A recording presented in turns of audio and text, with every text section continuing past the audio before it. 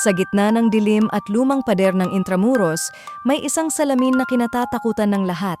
Isang gabi, bumisita si Marco sa lumang bahay ng kanyang lola. Habang naglalakad sa pasilyo, napansin niya ang antigong salamin. Bigla, malamig na hangin ang dumaan, parang may nagbubulong. Dahan-dahan siyang lumapit. Sa una, sarili lang niya ang nakita.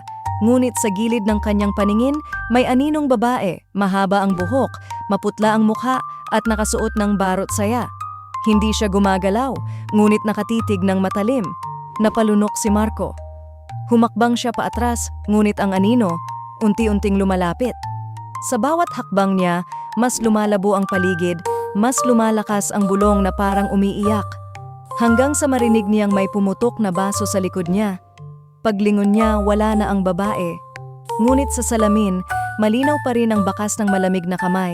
Sabi nila, sino mang makakita sa babaeng ito ay sinusundan ng malas at bangungot. Ikaw, handa ka bang tumingin sa salamin ng Intramuros? O baka isang araw, may ibang mukha ka nang makikita sa likod mo? Like, share at follow para sa susunod na takot.